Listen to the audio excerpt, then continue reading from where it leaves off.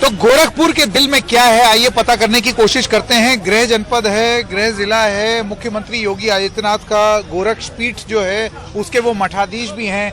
लेकिन इस बुल बनाम बुलडोजर की लड़ाई में, जिसमें उनको एक उपाधि मिली है बुलडोजर वाले बाबा, तो बुलडोजर वाले बाबा क्या अपने विपक्षियों पर भी बुलडोजर चला देंगे, या विपक्ष के लोग जिस तरीके से वो आगे बढ़ रहे हैं उसके रास्ते में बुल रख देंगे, यानी कि सांड की जो लड़ाई हो रही है। गोरखपुर के दिल में क्या है, ये जानने की कोशिश करते हैं। आप लोगों का बहुत बहुत स्वागत। मैं आपसे जानना चाहता हूं कि आपने 5 साल का यहां पर कार्यकाल देखा। योगी आदित्यनाथ यहीं के हैं और अब मुख्यमंत्री हैं, दोबारा मुख्यमंत्री बनने का सपना भी देख रहे हैं, दावा भी पेश कर रहे हैं। आप किस तरीके से देख रहे हैं? हम लोग इस शहर में योगी जी को सिर्फ और सिर्फ महंत योगी आदित्यनाथ के रूप में जानते हैं। योगी जी आज बुलडोजर चला रहे हैं, इसके पहले भी योगी जी बुलडोजर चलाते थे। कैसे? इस शहर में रहना है तो योगी योगी कहना इस शहर का नारा हुआ करता था। अब तो उत्तर प्रदेश में वो बात कह रहे हैं। ये जानते, देखिए, अपराधियों की कोई श्रेणी नहीं होती है। तरह तरह के माफियाज पैदा होते हैं, शराब माफिया, आतंकवादी माफिया, लेकिन ये पॉलिटिकल माफिया है योगी आदित्यनाथ। यस। लेकिन आपको लगता है कि आपके जो विचार हैं वो इस चुनावी मौसम में जनता के भी विचार होंगे? अब होंगे कि नहीं होंगे मैं नहीं जानता। मेरे विचार जो है मैं बता रहा हूँ। इसके भारतीय जनता पार्टी के साथ भी माफियागिरी हुई। भारतीय जनता पार्टी के शिव प्रताप शुक्ला जी यहाँ चुनाव लड़ रहे थे।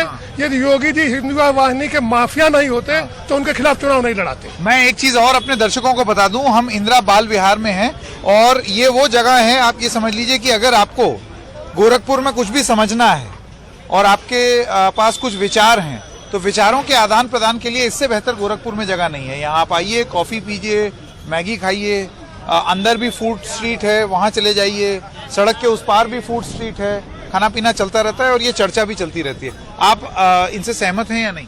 बिल्कुल नहीं। क्यों? प्रश्न आप बताएं तो हर प्रश्न का सिलसिलेवार जवाब। प्रश्न यही है कि वो कह रहे हैं कि वो पॉलिटिकल माफिया चला रहे हैं। आप स्वतंत्र हैं। भारत में तो हमारा संविधान देता है, आजादी देता है ना, आप कुछ भी कह सकते हैं। आप बताइए कहाँ माफियागिरी है, कौन सी माफियागिरी है? माफिया तो चले गए, या तो जेल में है तो बाहर है। बताइए कहाँ माफिया है? आरोप ये रहता है कि एक ही टाइप के माफिया चले गए, हर टाइप एक ही टाइप के जो विपक्ष से संबंधित हैं या एक समुदाय विशेष से संबंधित हैं, वो चले गए। इस बीजेपी सरकार पे कोई इस तरह का आरोप लगा ही नहीं सकता। हमें आरोप लगाना है तो हम लगाएंगे, स्वतंत्र है। हमारा संविधान हमें आजादी देता है। लेकिन मैं आपको बताऊं, मैं बगल में ही कैंट थाने के पीछे रहने वाला हूँ। पिछली सरकारों में डीआईजी बंगले से लेके हम कैंट थाने तक हम अपने गली में नहीं जा पाते थे। वो सफेद शर्ट पैंट, वो बड़े बड़े जूते और लग्जरी गाड़ियां, रास्ते नहीं मिलते थे और रिवाल्वर आधी लटकी हुई, रिवाल्वर आधी दिखती हुई बाहर से।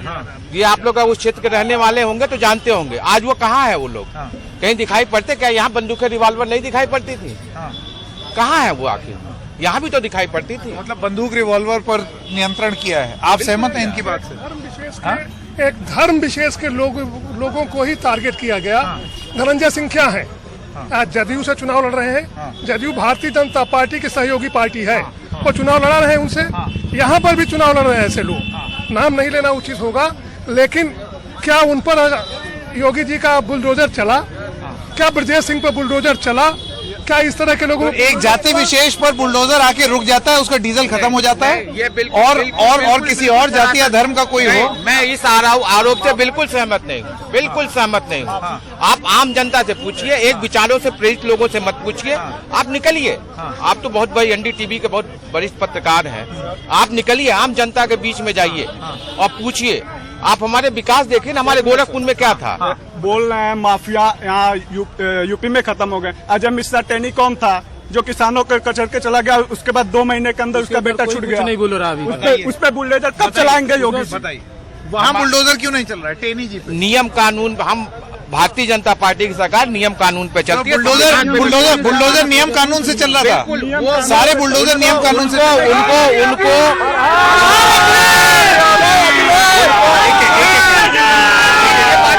एक एक करके हमारे कानून जो भी कार्रवाई हुई वो किया, वो जमानत पे है उनके बेटे और उनको कार्रवाई होगी। कार्रवाई तब हुई जब सुप्रीम कोर्ट से किसी का अधिकार है। अच्छा चलिए, मैं आपसे जानना चाहता हूँ, एक सेकंड रुक जाइए। आप नारा लगाएंगे तो चर्चा नहीं हो पाएगी। मैं आपके पास आऊंगा, आप भी अपनी बात है, नौकरी है आपके पास? नहीं, अभी नहीं। अभी हम उस लायक ही नहीं है कि हमको नौकरी कहाँ से मिले। अच्छा, लायक नहीं मतलब पढ़ाई कर रहे हैं? पढ़ाई कर रहे हैं, लेकिन उम्मीद आपको योगी आदित्यनाथ जरूर मिलेगी। हम उस लायक होंगे तो हमको नौकरी मिलेगी। हाँ, एक सेकंड, पहले आपकी राय जान लूं। देखिए, उन्होंने इस रंग की टी शर्ट जरूर पहनी है, शर्ट पहनी है, लेकिन विचार कैसे हैं ये भी जानने जरूरी है। जी, मैं आपसे जानना चाहता हूँ, आपने अभी दावे सुने, कानून व्यवस्था पे दावा सुना, उस पर काउंटर जवाब सुना, आपको क्या लगता है इन 5 सालों में क्या योगी आदित्यनाथ ने इतना वर्चस्व कायम कर लिया है गोरखपुर में भी और प्रदेश में भी कि वो दोबारा सरकार बना सकते हैं? नहीं, ऐसा कुछ नहीं कहा जा सकता कि निष्पक्षता के आधार पर कह रहे हैं कि निष्पक्ष होकर अगर बात की जाए बिल्कुल तो वैसे ऐसा नहीं हुआ है। और मतलब कैसा नहीं हुआ है? देख करके कार्रवाइयाँ हुई। अच्छा, देख करके सरकार ने कार्रवाई की है। इससे क्या तात्पर्य? आप बहुत सहम के अपनी बात रख रहे हैं, एकदम कदम फूंक के। क्या हुआ? इसलिए कि बात जो सही है वो कदम फूंक करके ही रखनी पड़ती है। अच्छा, क्यों? अब सरकार है और सरकार में सब कुछ संभव। यहाँ तो आप जानते ही हैं, बुलडोजर चल जाता है। बुलडोजर चल जाता है। और रही बात कि पहली बार ऐसा प्रदेश में हुआ कि लोग डर के बात कर रहे हैं। पहले खुल के बात लोग करते थे, इसके पहले भी सरकारें रहती थी, और अब तो केवल फोटो डाल देने से आपको जेल हो जाएगी, घर से उठा लिए जाएंगे। ऐसा नहीं। और उत्तर प्रदेश के मुख्यमंत्री, यशस्वी मुख्यमंत्री पूज्य महाराज जी की वजह से 25 साल में जो गोरखपुर की एक अलग पहचान बनी, वो आज तक गोरखपुर की पहचान नहीं बन पाई। इसके पहले सपा बसपा कांग्रेस की भी सरकार। आज हिंदुत्व और हिंदू का मुद्दा सिर्फ उत्तर प्रदेश में रह गया। अब फिर से उत्तर प्रदेश में पूज्य महाराज जी पूर्ण बहुमत से उत्तर प्रदेश के मुख्यमंत्री बनने जा रहे हैं। लेकिन जो बात कह रहे हैं उसका आप जवाब दे अगर दें। सामने रहते तो आप चौराहे पे खुले घूमते नहीं मेरे बड़े भैया। ये तो आपकी यहाँ जो हो सकती है। ये पूर्वांचल का गोरखपुर शहर है। यहाँ बहुत से राजनीतिक पृष्ठभूमि के बड़े ऊर्जावान लोग रहते हैं और राजनीति करते हैं। उनकी नर्सरी को खत्म कर दिया गया, उनकी प्रतिभा को मार दिया गया। अपराधियों की नर्सरी को खत्म कर दिया गया। अपराधी सब जनता को इरिटेट कर रहा है। अच्छा, मुझे एक बात बताइए, ये हम लोग जहाँ गए हैं वहाँ पर हमने देखा एक बेरोजगारी एक चुनावी मुद्दा बना है, सांड एक बेरोजगारी मुद्दा, एक चुनावी मुद्दा बना है। गोरखपुर शहर में आए हैं, बता दीजिए कितने सांड आपसे मिल गए? आप बताइए, ईमानदारी बताइएगा। शहर में दिक्कत नहीं है ना महाराज, बयान करता हूँ मेरे भैया। बिहार के आगे चले जाइए, वहाँ देख लीजिए कितनी सारी गायें बैठी हुई हैं। गोलघर की सड़कों पर चलना मुश्किल है, इतनी गायें हैं यहाँ, और आवारा पशुओं से पूरा जिला परेशान। अच्छा, इससे पहले मैं आपके पास आऊँ, सलीम भाई हमारे साथ यहाँ आता हूँ एक सेकंड। सलीम भाई, यहाँ पर हम देख रहे हैं सब अपनी अपनी बात रख रहे हैं। सबका ये कहना है कि यहाँ पर भारतीय जनता पार्टी के जो लोग समर्थक हैं या योगी आदित्यनाथ के जो समर्थक हैं, उनका कहना है कि ऐसा बम्पर विकास जो है वो पहले कभी नहीं हुआ है गोरखपुर में। आप यहाँ बारिश में नाव चलती, इसी आप जाइए ना। सलीम भाई से पूछ लो, उसके बाद आता हूँ। हाँ, आपका विश्लेषण। देखिए, ऐसा है कि 17 की लहर तो नहीं है। अगर 17 की लहर गोरखपुर में नहीं है। अगर गोरखपुर में 9 सीटें थी, जिसमें से 1 सीट चिल्लू पार की बसपा ले गई थी, बाकी 8 सीटें जो हैं वो बीजेपी के खाते में गई थी। लेकिन इस चुनाव में ये देखा जा रहा है कि 1 सीट छोड़ के, गोरखपुर सदर की सीट छोड़ के, बाकी 8 सीटों पे सीधी टक्कर है। अब किसके साथ रिजल्ट क्या होगा? ये तो 9 सीट इस बार आ रही है भारतीय जनता पार्टी के खाते में। गलत बोल रहे हैं। गोरखपुर में 2 सीटें, गोरखपुर शहर और कैंपियरगंज छोड़ करके, और जो 7 सीटें हैं वो 7 की 7 भारतीय जनता पार्टी हारेगी। देख लीजिए, कोई और दल जीत के आएगा। मतलब ये ऐसा है, आपके और इनके दोनों के विश्लेषण में ये है कि गोरखपुर सदर तो योगी आदित्यनाथ निकाल लेंगे। क्या ये आप 10 तारीख को मैं आपसे प्रार्थना करूंगा आप यहीं पे आए, अगर नहीं आए हैं तो फोकस जरूर करिएगा। बिल्कुल फोकस कैसे नहीं करेंगे?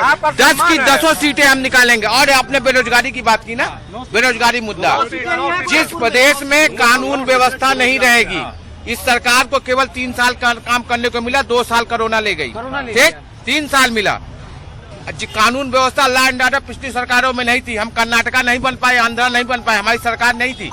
आज कानून व्यवस्था यहाँ कायम है। मैं छोटा सा उदाहरण दे रहा हूँ, गैलेंट इस्पात, उनकी यहाँ पे इस्पात फैक्ट्री थी, पैसे नहीं लगा रहे थे, 1100 करोड़ रुपया अभी लगाए, रोजगार पैदा होगा कि नहीं होगा? उनको जमीन योगी जी ने दिया था क्या? गैलेंट इस्पात लगाने के पहले इतना बड़ा समिट हुआ उत्तर प्रदेश में, कितने विदेशी आए गोरखपुर में इन्वेस्ट करने, कौन बड़ा उद्योग यहाँ पर लग गया? एक पुराना उद्योग यहाँ लगा हुआ है, उसको जैसे चाहे गिनवा दीजिए आप। कौन सा रोजगार के मुद्दे पर युवा से जानते हैं, बताइए रोजगार की बात। रोजगार के मुद्दे पे पूरा बीजेपी फेल है। 3 साल से युवा आर्मी की भर्ती के लिए दौड़ रहे हैं, कोई भर्ती नहीं। यूपी की भर्ती आने वाली थी, बोल रहे थे सितंबर में आ जाएगी, फिर बोले नवंबर में आ जाएगी, फिर बोले दिसंबर में आ जाएगी, फिर बोले 10 जनवरी तक आ जाएगी। अभी तक भर्ती कहाँ है? बता, युवाओं को बस भर्तियां क्यों नहीं हो रही हैं? 2 साल, आप मेरे सम्मानित भाई को मालूम नहीं है, 2 साल तो कोरोना जैसी महामारी के पीछे। कोरोना को एक सेकंड, कोरोना को क्या क्या क्या अच्छा मेरा सवाल, क्या कोरोना को बहाने की तरह इस्तेमाल कर रही है सरकार? मेरे सवाल का जवाब, क्या कोरोना को आगे आई, क्या कोरोना को बहाने की तरह इस्तेमाल कर रही है सरकार कि 2 साल तो हमारे चलेगा? बहाना तो सभी के लिए चलेगा, बहाना कोई नहीं है, बहाना कोई नहीं है। 2 साल कोरोना था, उसके वजह से तो उसमें भर्ती क्यों नहीं हो रही? अब ये बताइए, बीमारी में कैसे भर्ती होगी? कौन बच्चा अपना जान देना चाहेगा? ये बताइए, सब लोग परेशान थे। अगर पहली बात तो रोजगार का मतलब सिर्फ सरकारी नौकरी भ्रष्टाचार करने के लिए चाहिए, या सेल्फ एम्प्लॉयमेंट में जो भारत का यूथ है वो जॉब प्रोग्रेस? ये बताइए, आप अपने बच्चे को क्यों पढ़ा रहे हैं? सरकारी नौकरी चाहिए कि नहीं चाहिए? बिहार पे घूमने के लिए नहीं पढ़ा रहे हैं, आप काम खोजिए।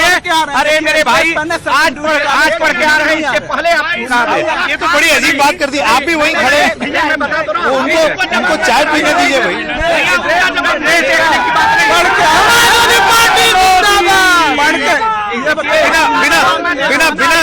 बिना चीखे चिल्लाए वो अपनी बात कह रहे हैं। देखिए चीख के उनको आप नहीं चुप कर पाएंगे, उनकी बात का जवाब देते। आता हूँ, अपनी बात खत्म कर लें फिर आपके पास। आज अपने बच्चों को क्यों पढ़ाया जा रहा है? अच्छे रोजगार मिले, यहाँ पे सारे रोजगार खत्म हो चुके हैं यूपी में। हम अभी आ रहे हैं, सब देखिए ड्रेस पहने, सेंट्रल न्यूज से आ रहे हैं, यहाँ से बगल में यहीं पे मेरे भाई आके वही रोजगार नहीं है, रोजगार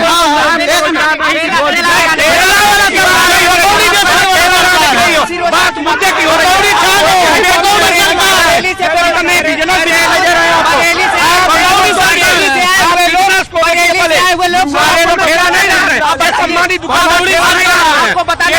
आपको बताना चाहिए कि लोग यहाँ गोरखपुर में आके क्या करते हैं? सड़क किनारे चाय बेचते हैं, पकौड़ा बेचते हैं, या फिर गोलगप्पे बेचते हैं, यही काम करते हैं। अपना जमीर नहीं बेचते हैं। मैं चाय पकौड़ा बेच के 12 लाख टैक्स भरता हूँ, रोजगार के लिए नहीं रोता हूँ। MBA करके एक करके मैं भरता हूँ। ITR मेरा फाइल देख लीजिए। रोजगार का मतलब थोड़ी ना कि मुंशी हो जाए, पटवारी हो जाए, चपरासी हो जाए। और शहर के बड़े कैटरर हैं, आप शहर के बड़े कैटरर हैं, क्या कहना चाहते हैं आप? हर आदमी कैटरर हो जाए तो हर आदमी कैटरर हो जाएगा? आप बड़ा ठेका लेते हैं, बड़ा कैटरर है। जो काम करेगा उसके लिए काम है। सलीम भाई, अभी आपने कह दिया, अब एक बार फिर से जो आपका विश्लेषण था सीटों पर, और अब जो ये बेरोजगारी के बारे में जो बात हो रही है, आपको लगता है ये सब यहाँ गोरखपुर के मुद्दे हैं? नहीं, मुद्दे तो हैं। अगर मुद्दे नहीं होते तो यहाँ सामने लोग हैं, विरोध कर रहे हैं। ऐसा नहीं है कि सरकार ने काम नहीं किया है, लेकिन लोगों की जो सोच थी, जो उम्मीदें थी, उन उम्मीदों पे खरा नहीं उतर पाई है ये सरकार। इनको सोचना पड़ेगा कि आगे कैसे यूथ को हम संतुष्ट कर सकते हैं, किसानों को कैसे करें। ये तो सोचने वाली बात है। मतलब जहाँ सरकारी नौकरी है वो भी हो और उसके अलावा रोजगार के और पैदा हो। हाँ, रोजगार ऐसा नहीं हो सकता कि आप एक बंद करें और दूसरा चालू। नहीं, ऐसे नहीं होगा। हाँ, अब इधर आते हैं जी। अब आप बताइए क्या, देखिए बात जो कही जाती है वो ये कही जाती है कि आप सरकारी नौकरी के साथ साथ एक ऐसा माहौल क्यों नहीं तैयार करते कि प्राइवेट भी रोजगार हो, दोनों चीजें क्यों नहीं हो सकती। आरोप ये लगता है कि ये तो सरकारी नौकरी खत्म करके थोड़ी आप दूसरी रोजगार का साधन आप ये बताइए, यहाँ जितने लोग हैं, एक सरकारी कंपनी है बीएसएनएल, कितने लोगों का डाटा चलाएंगे जियो का और नौकरी लेंगे प्राइमरी मास्टर का, तो ये तो नहीं चलेगा। सरकार ने बीएसएनएल को क्यों बर्बाद कर दिया? आप बीएसएनएल चलाना, आप बीएसएनएल आदमी के लिए कंपनी नहीं डाटा चलाते हैं। बीएसएनएल बताइए, इनको नहीं चल रहा है। क्या है ये? बीएसएनएल हम खुद यूज कर रहे हैं। अच्छा, बीएसएनएल यूज कर रहे हैं भाई, बीएसएनएल। और दिखाओ, ये इनके मोबाइल में बीएसएनएल और जियो दोनों है। बीएसएनएल में 4G चल रहा है क्या? बीएसएनएल को सर देखिए, दो मुहा व्यवहार नहीं चलेगा। आप एक मिनट, आपको नौकरी चाहिए सरकारी, बच्चा पढ़ेगा कॉन्वेंट में, जहाँ हनुमान मंदिर देख के मंकी टेम्पल बोलेगा। तो कल्चराइजेशन का जो दौर चल पड़ा है, हम ये कहते हैं कि भारत की जो फिर ऐसी भी पढ़ाई ना करे ना कि मतलब वो राजनीति में फिर हिंदू मुसलमान होने लगे। मैं उसी पे आ रहा हूँ। जब लोगों की इच्छाएं अनंत होंगी, संसाधन सीमित होंगे, तो उनको धर्म का गोला पीस के पिलाया जाएगा। कौन पिला रहा है? ये जो कहते हैं कि एकजुट हो जाइए, ये कौन कह रहा है? ये तो ये 80-20, अब्बा जान, टोपी, लुंगी, ये सब किसके शब्द हैं? आप ये 80-20 की जो बात कर रहे हैं, आप छोटा सा उदाहरण जो आप कर रहे हैं, 80-20 जो कहते हैं, छोटा सा उदाहरण दे रहा हूँ। भारतीय विवाह पद्धति ले लीजिए। भारतीय विवाह पद्धति सबसे ज्यादा देश। मुझे बताइए, क्या ये गोरखपुर का मुद्दा है या उत्तर प्रदेश का मुद्दा है? मैं बता रहा हूँ उसी पे जो मेरा सवाल ये है, आपने चुनाव एक मुद्दे पे लड़ा, कहाँ ले जा रहे हैं? गोरखपुर में विकास के नाम पर, स्कूल के नाम पर नवोदय विद्यालय खुले। इन लोगों ने सरस्वती शिशु मंदिर बनाया, इन्होंने बच्चों की शिक्षा के लिए शिशु मंदिर बनाया, लेकिन इसके पहले की सरकारों ने नवोदय विद्यालय बनाया। ऐसे विद्यालय में जाना है जहाँ से IAS पैदा हो रहे हैं। यहाँ पर पढ़ाने लिखाने के लिए सिर्फ एक धर्म का विद्यालय खोलेंगे, एक धर्म की व्यवस्था बनाएंगे, सिर्फ यही चाहेंगे। लगभग हर जिलों में एक राज्य को छोड़ के पूरे उत्तर प्रदेश में मेडिकल कॉलेज बना। आज नौका बिहार से लेके, और आप समझ लीजिए कि कोई भी चीज जो सिस्टम है, मौका तो मिलना चाहिए ना। 5 साल में तो सारा सिस्टम 3 साल को मिला है ना। अरे 7 साल क्या है? 7 साल तो योगी सरकार नहीं चलाई, पहले आप तो ये जान लीजिए। योगी सरकार ने तो 5 साल सरकार चलाया है ना। 5 साल में तो मान लीजिए 2 साल तो कोरोना का निकल। चलिए, अब मैं एक आखिरी सवाल आपसे पूछना चाहता हूँ। आखिरी सवाल, मुझे आप ये बताइए, क्या योगी आदित्यनाथ बतौर मुख्यमंत्री, बतौर विधायक, क्योंकि वो विधायकी लड़ रहे हैं, और उनकी सरकार सबका साथ और सबका विकास कर रही है या कर सकती है? ये तो सुनिए, पहले बात सुनिए। ये तो बिल्कुल भाई पहले बात सुनिए। ये सबका साथ सबका विकास सबके साथ हुआ है। ये नहीं कि नहीं, ये जो सड़कें बना हुआ है, जो सड़कें बन रही हैं, जो रेलवे का विकास हुआ है, सड़कों का नल, पानी, बिजली जो है, ये तो किसी एक विशेष के लिए तो नहीं है, ये तो सबके लिए, सबको मिला है। आखिरी जवाब, बात तो सुन लीजिए सर। केवल एक विशेष आदमी तो सड़क पे चल नहीं रहा है कि भाजपा वाले चलेंगे, है ना। ये तो सब तो चल रहे हैं इसमें। बिजली जी हाँ, सबका साथ सबका विकास, गिन चुन के लोगों का विकास और गिन चुन के लोगों का साथ, यही योगी एक सड़क बनी सिर्फ, एक मोहद्दीपुर से लेकर के जंगल कौड़िया तक की योगी जी की सड़क बनी।